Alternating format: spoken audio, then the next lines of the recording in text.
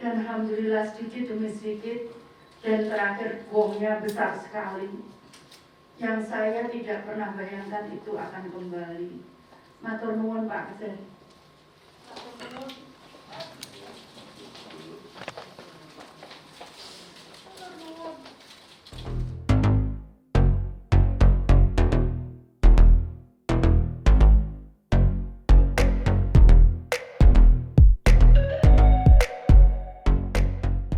Atas nama pemerintah dan warga Surabaya, kami mengucapkan ribuan terima kasih karena bukan hanya aset saja yang kembali, tapi beberapa permasalahan di Pemkot bisa dapat dikembalikan. Contohnya misalkan uang sebesar 4 miliar lebih yang terus terang saat itu bagaimana caranya ini saya bingung.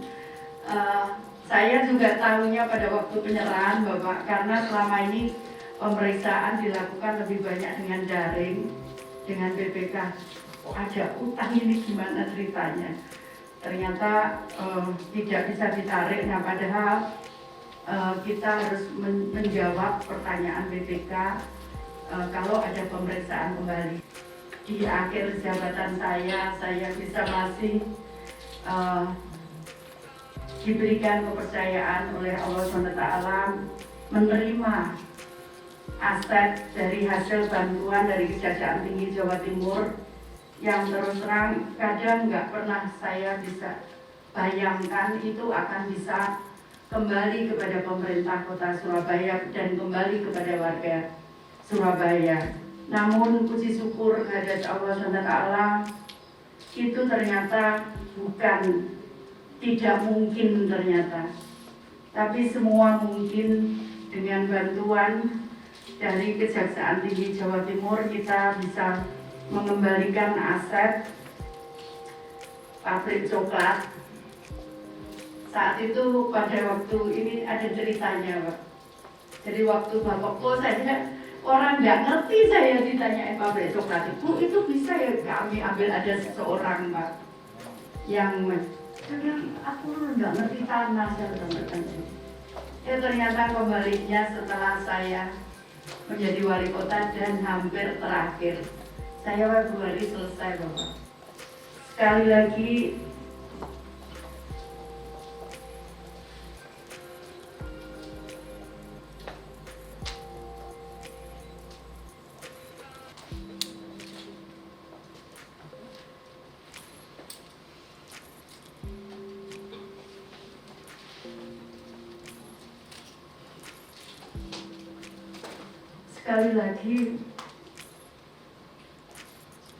saya matur nuwun sekali karena di awal jabatan saya banyak sekali masalah aset tanah yang saya tidak pernah bayangkan itu akan kami bisa menyelesaikan. Itu pernah saya coba sendiri, saat itu saya belum mengerti. Saya mencoba sendiri dan ternyata kami manggil pun nggak bisa. Akhirnya bagaimana Tuhan menurunkan bantuan ke saya. Dan alhamdulillah sedikit demi sedikit, dan terakhir gongnya besar sekali, yang saya tidak pernah bayangkan itu akan kembali. Matur nuwun Pak Kezen.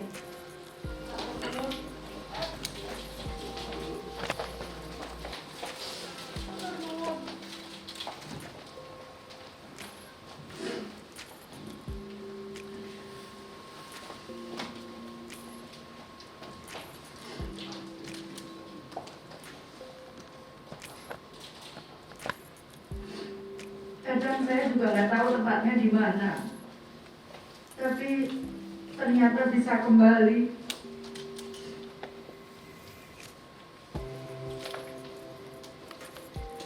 Dan tolong ada teman-teman media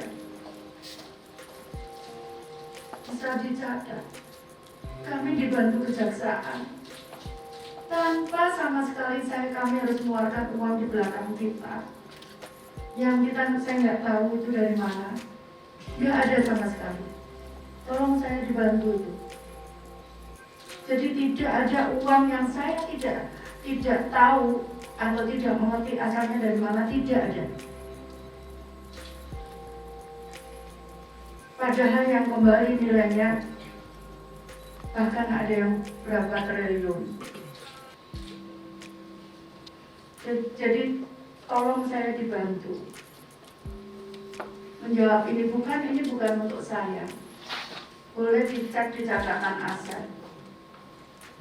aset kami berapa naik, aset kami berapa naik karena bantuan dari teman-teman kejaksaan tinggi maupun kejaksaan negeri maupun kejaksaan Tanjung Perak.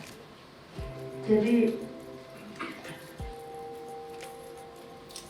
ternyata betul, saya selalu katakan kepada anak-anak bahwa tidak ada yang tidak mungkin.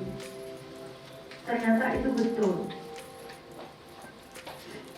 Semua mungkin bagi Allah, semua mungkin bagi Tuhan. Jadi itu yang ingin saya sampaikan. Matur nuwun sekali lagi Pak Kejati dan seluruh jajaran, Pak Wakajati dan seluruh jajaran Kejaksaan Tinggi. Matur nuwun.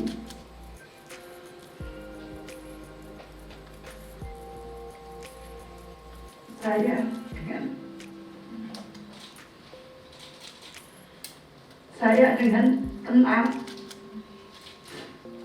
saya akan meninggalkan jabatan ini dengan mengembalikan aset-aset yang memang hanya warga Surabaya. Matur nuwun sekali. Saya tidak bisa memberikan sesuatu yang lebih. Hanya terima kasih kami kepada Bapak Ibu sekalian yang telah membantu kami. Saya tahu itu tidak mudah, bahkan Bu Yayu sering menceritakan, Bu, lihat ini fotonya Pak Jaksa masuk sungai seperti ini. Saya ditunjukkan oleh Bu Yayu, Bu lihat ini Pak Jaksa sampai naik perahu, Bu ini lihat Pak Jaksa sampai begini. Saya diberitahu seperti itu. Matur nuwun sekali.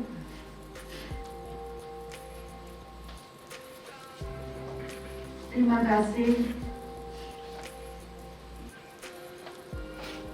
Insya Allah Tuhan mencatat semua kebaikan Bapak Ibu sekalian.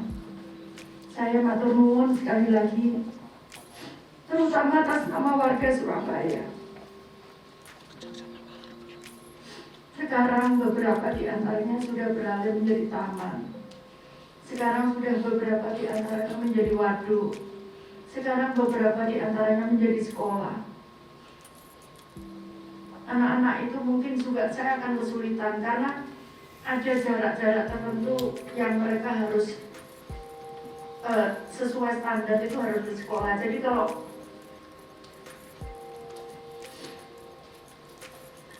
kalau ada radiusnya, kalau TK itu berapa, kalau SD itu berapa.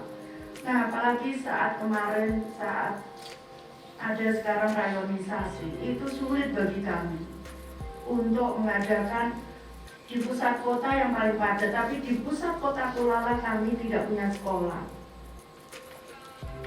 Jadi akhirnya kami kesulitan untuk anak-anak bisa sekolah. Saya paksakan itu ya di SMP 1.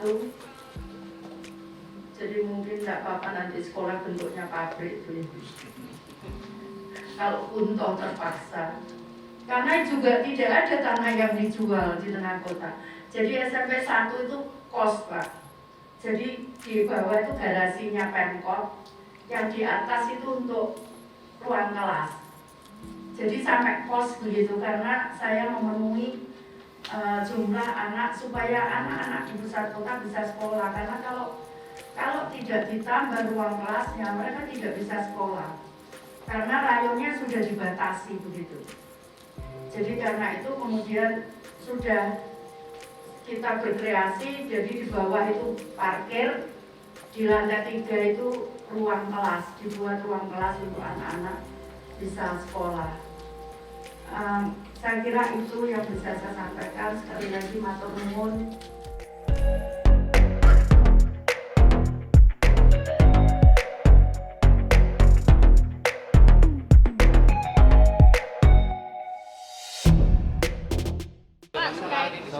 lama prosesnya dan kendalanya apa aja sudah ada? Assalamualaikum warahmatullahi wabarakatuh. Selamat siang, salam sejahtera semua. Bagaimana kita ikuti bersama, kita saksikan bersama. Baru saja kami telah menyerahkan aset milik pemerintah Surabaya yang dikuasai oleh pihak ketiga, sebagaimana juga disampaikan Ibu Wali Kota tadi, bahwa dikuasai oleh pihak ketiga dari lama ini, yaitu Pabrik Coklat. Tanah itu tercatat pada asetnya Pemkot Surabaya, namun dikuasai oleh pihak ketiga sejak tahun 1974, sehingga sudah 46 tahun yang lalu tanah ini dikuasai oleh pihak ketiga. Dan alhamdulillah berkat dari permohonan dari Ibu Risma telah bermohon pada Kejaksaan Tinggi Jawa Timur untuk menyelesaikan aset ini agar kiranya aset yang tercatat dalam pemerintah Kota Surabaya tadi bisa kembali. Alhamdulillah kita menggunakan instrumen Kitsus. Kemudian kita lakukan pendalaman atas laporan atau informasi dari Ibu Wali Kota tadi. Kemudian kita lakukan penyelidikan, kemudian kita lakukan pendalaman, akhirnya memang benar bahwa tanah itu tercatat di dalam aset Kota Surabaya. Kemudian di sana ada juga area-area, di dalam area itu ada pemilikan PT PWU. Tanah itu di sana juga masih ada 3 lagi. Cuma karena ini sudah diserahkan kepada kita, sudah kita proses ke BPN dan sertifikatnya sudah keluar, yaitu sertifikat 0023 di Kelurahan Kapangsari, ya. Kemudian juga sertifikat atas nama hak milik Pemkot Surabaya nomor 0023. Jadi tanah yang ada di Kalisari dan Sari Boto tadi itu sudah bersertifikat, makanya hari ini kita serahkan kepada wali. Hanya saja yang masih 3 bidang di sana, 3 titik, sementara masih proses di BPN, sehingga itu setelah nanti proses sertifikat selesai, barulah nanti kita serahkan kepada wali. Tadi hari ini juga kami telah menyerahkan uang 4 miliar. Tentu teman-teman tanya, uang 4 miliar dari mana itu? Nah, uang yang 4 miliar tadi itu uang utang garansi terkait dengan pembangunan rumah susun yang ada di Surabaya. Kemudian rumah susun itu terjadi kontrak antara Dinas Cipta Karya dengan PT Kenamas. Ternyata di dalam perjalanannya mengalami kontestasi. Rumah susun itu tidak segera dibangun. Akhirnya apa? Klaim dari Cipta Karya itu juga mau nyurah 3 juta. Bagaimana ini bisa dimediasi supaya uang 4 miliar itu bisa diserahkan kepada Pemerintah Surabaya. Akhirnya kita mediasi. Waktu itu Bank Syariah masih perlu adanya argumentasi, perlu adanya pemahaman yang sama, sehingga saat itu tidak segera diserahkan kepada Pemkot Surabaya dengan berkat bantuan dari kita, berkat mediasi dari kita. Alhamdulillah menyadari bahwa ini memang menjadi haknya dari Dinas Kota Surabaya karena terjadi kontestasi. Alhamdulillah pada hari ini kita serahkan. Jadi aset 2 bidang dengan uang 4 miliar rupiah pada hari ini kita serahkan kepada Kota Surabaya. Ya. Dengan itu silakan. Ibu tadi sempat ngaruh menerima kembali aset Pemkot ini. Itu ada historis apa Bu di balik itu, dan nanti rencananya aset ini akan direncana dibuat apa Bu?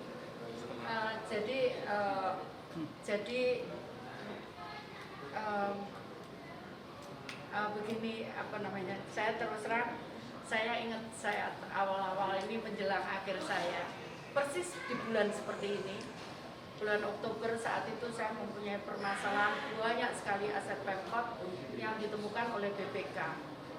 Nah, kemudian saat itu saya sampaikan kepada seluruh staf bahwa bulan Januari biasanya BPK juga memeriksa kembali kami rutin tahunan. Nah, saya sampaikan kita harus bisa menjawab sampai dengan bulan Januari penyelesaian itu. Tapi ternyata sampai pemeriksaan BPK pun kita belum bisa menyelesaikan. Sampai kurang lebih pertengahan tahun 2011 saya ketemu dengan salah satu pejabat di Kejaksaan, menyampaikan bahwa itu kami bisa bantu. Nah, kemudian dari situlah saya mulai meminta bantuan kejaksaan baik tinggi, Kejaksaan Negeri maupun Tanjung Perak untuk penyelesaian aset.